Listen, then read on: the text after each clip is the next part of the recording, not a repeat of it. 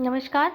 आज हम पढ़ेंगे बीए थर्ड ईयर के हिंदी साहित्य में काव्यशास्त्र के अंतर्गत रस के भेद। हम इससे पूर्व भी रस के भेदों का ही अध्ययन कर रहे थे और हमने हमारे पाठ्यक्रम के अंतर्गत आने वाले रसों का अध्ययन किया और आज हम पढ़ रहे हैं शांत रस। तो आइए शुरू करते हैं। शांत रस, जिसका कि स्थायी भाव है शम या निर्वेद का भाव, इस संसार से विरक्ति का भाव, बिल्कुल शांति का भाव। तो इसका स्थायी भाव है निर्वेद, वैराग्य का भाव। और इसका साधारण सा अर्थ यह है कि जब सांसारिक वस्तुओं से, सांसारिक प्राणियों से मोह नहीं रहता, मोह छूट जाता है, तो इंसान क्या है, विरक्ति वैराग्य की स्थिति में पहुंच जाता है और वही वैराग्य की स्थिति जो है शांत रस में परिणत होती है। तो हम कह सकते हैं कि जब भी किसी वस्तु, प्राणी या किसी प्रियजन से मोह भंग हो जाता है, उससे कोई मोह नहीं रहता, उससे कोई लगाव नहीं रहता, तो वो शांत रस की ही निष्पत्ति करता है, उसकी परिणति करता है। कि आचार्यों का मानना है कि शम ही शांत है। शम जो है संचारी भाव है। शम से तात्पर्य है शमन, त्याग करना। और ये व्यक्ति अपने प्रिय या आनंददायक, सुखदायक, जो भी से आनंददायक सांसारिक वस्तुओं से, व्यक्तियों से वो क्या है, अपने आप को अलग कर लेता है। इन सब का शमन हो जाता है, वहाँ शांत रस की परिणति होती है, जागृति होती है, वैराग्य का भाव उत्पन्न हो जाता है और सुख सुविधाओं से इनका मोह नहीं रहता, इनका सबका मोह क्या है, छूट जाता है शांत रस में। आलंबन है संसार की असारता। संसार की असारता को देखकर शांत रस उत्पन्न हो सकता है। किसी की मृत्यु को, जरा रोग की अवस्था, सांसारिक प्रपंच, ये सब क्या है, शमशान, कल्याण भूमि, ये सब वैराग्य इसके आलंबन है। उद्दीपन के अंतर्गत सत्संग स्थल, धार्मिक ग्रंथ हो गए जिनके बारे में सुनना, उन्हें पढ़ना, तीर्थाटन, तीर्थों पर जाना, जीवन की वास्तविकता का अनुभव करना, ये सब इसके उद्दीपन के अंतर्गत आता है। अनुभाव है संयम, स्वार्थ का त्याग।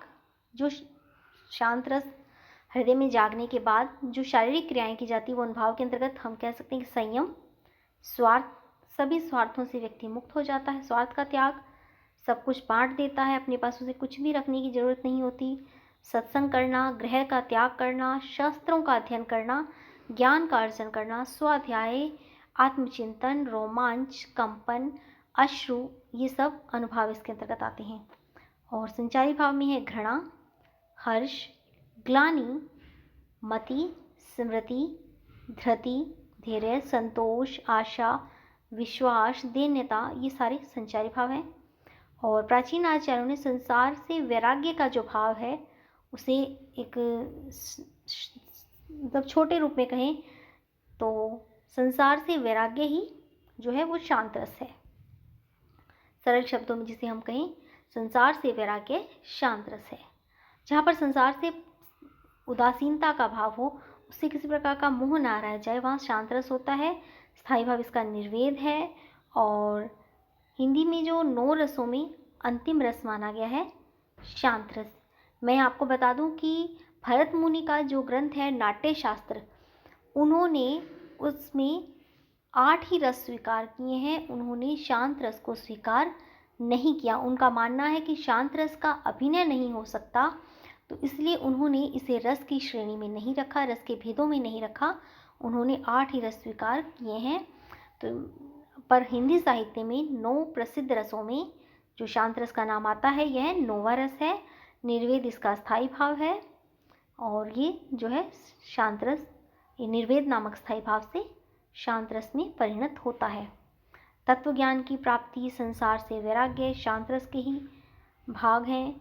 न तो दुख हो, मतलब इंसान सुख, दुख, राग, द्वेष, घृणा, क्रोध, हंसी, खुशी, सभी स्थितियों से बिल्कुल मुक्त हो जाता है। किसी भी चीज़ का उसे मोह नहीं रहता, एक बिल्कुल समान मनस्थिति में वो पहुंच जाता है। ना उसे सुख की अनुभूति, ना दुख की, ना कोई प्रकार का राग, द्वेष, क्रोध, घृणा, ग्लानि, कोई भाव नहीं होता।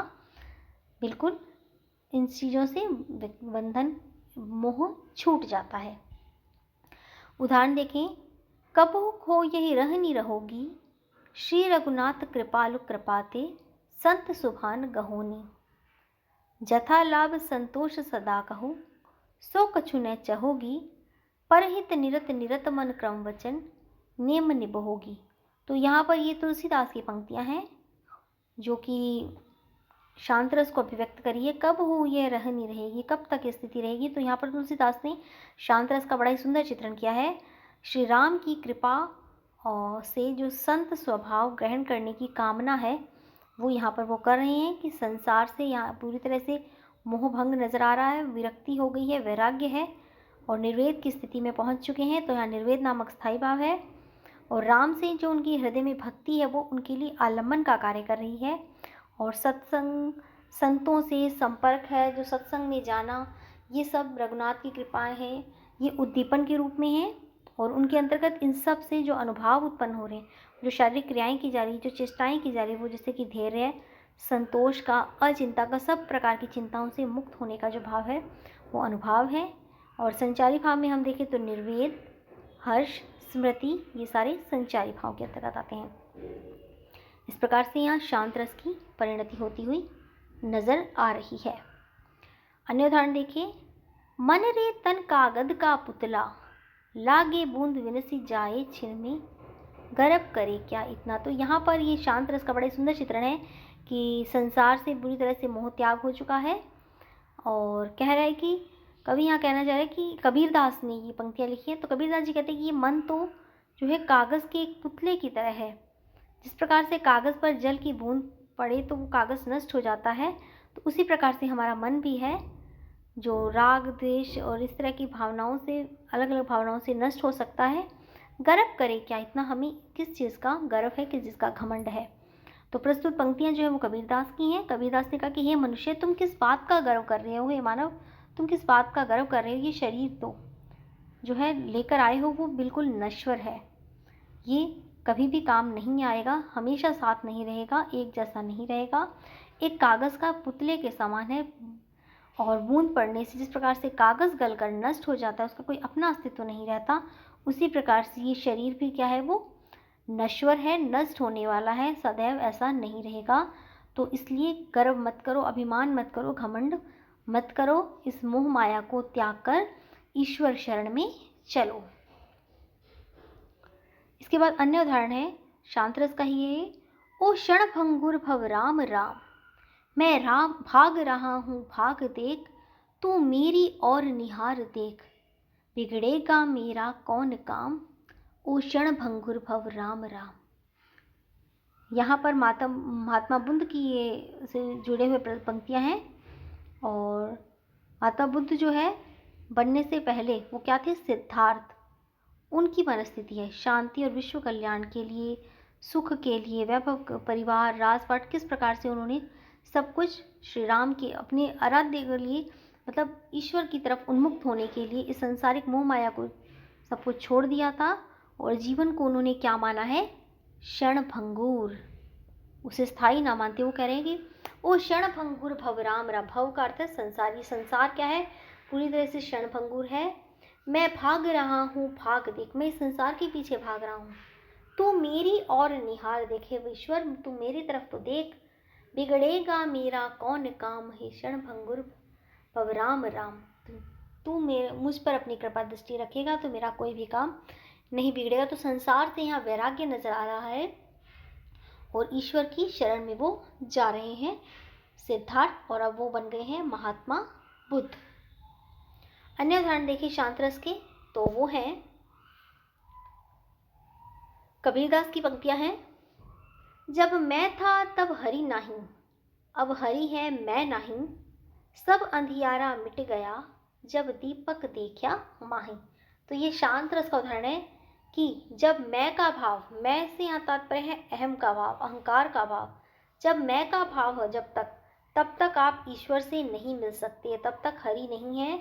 और जब हरि है तब मैं का भाव नहीं रहता। सब अंधियारा मिट गया, सारा अंधकार नष्ट हो जाता है, जब दीपक देखा माही, जब मैंने अपने हृदय में ही ईश्वर के ज्ञान का जो दीपक, जो प्रकाश देखा। तो ये कबीरदास के शांत रस की बहुत ही सुंदर पंक्तियां हैं। अन्य उदाहरण देखिए।